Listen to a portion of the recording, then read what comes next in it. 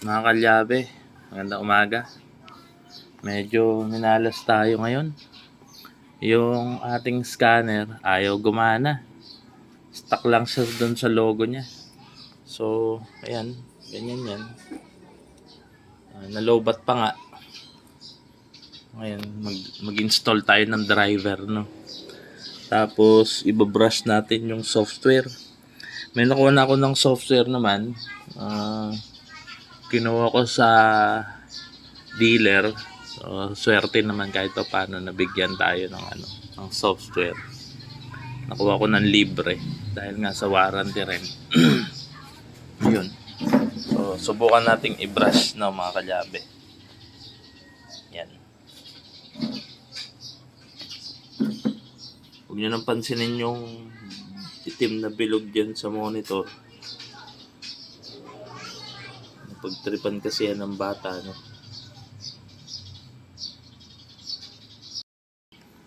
Okay.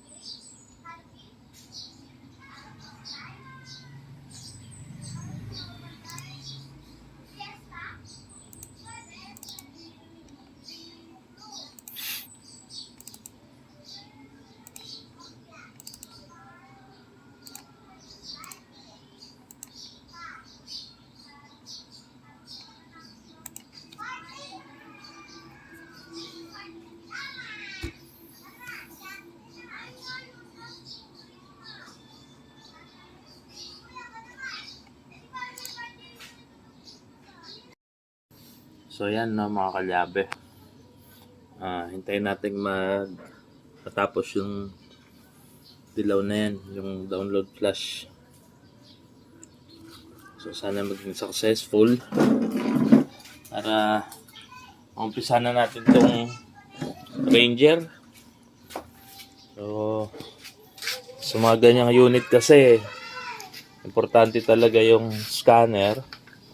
Tapos syempre kapag medyo malalim-lalim yung problema, IDS for scan. Though wala pa tayong IDS, no, pero meron naman tayong nahihiraman. Meron tayong mabait na tropa na nagpapahiram ng IDS. Yun. Okay. Download, okay. Okay. Okay na. Testingin natin lang mga kalyabe. The moment of truth. Problema.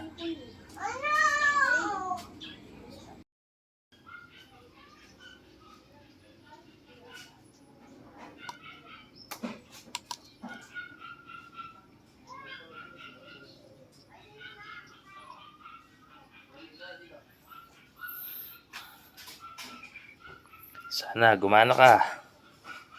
Gana. Yon.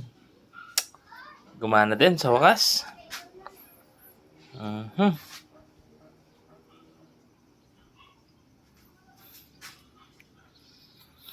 Yan na.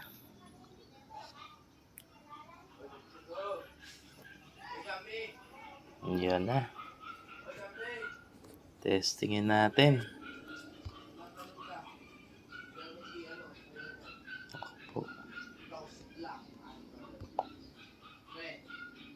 Walang laman.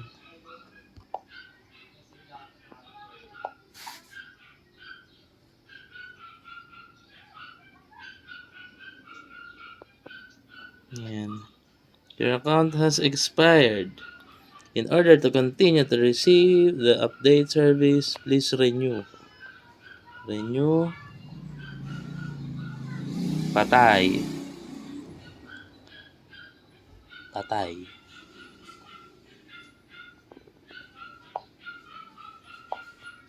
Wala talaga. Patay. At function, wala. Walang laman. Walang laman.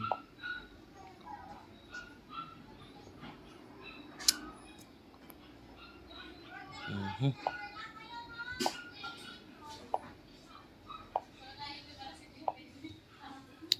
Yun.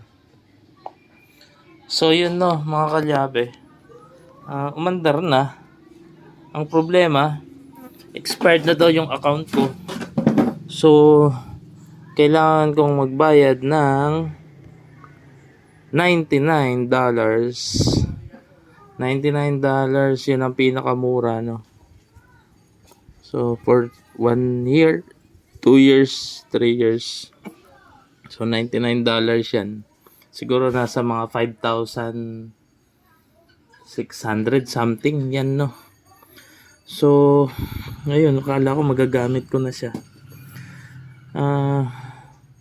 So, yan. Hindi porke may scanner tayo, no?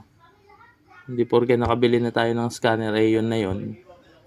Kaya sa mga customer po na kung singilin man namin kayo sa scanning, eh wag po kayo magtatampo. Kasi, yan nga, hindi sa pagbili ng scanner natatapos yung gastos po namin. So, every year po, gumagastos kami ng update. Lalo na dun sa mga mas mamahaling mga scanner, no? Yan. Wala. Kailangan ko ng... Tignan natin, ha? Ayaw pa.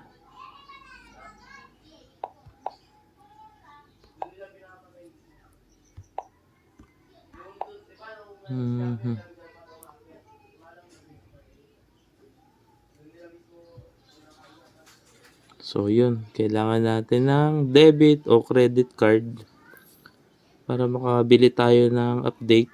Para may update natin, no? Yun. Medyo gastos na naman to. Yun lang. Sige, maraming salamat mga kalyabe.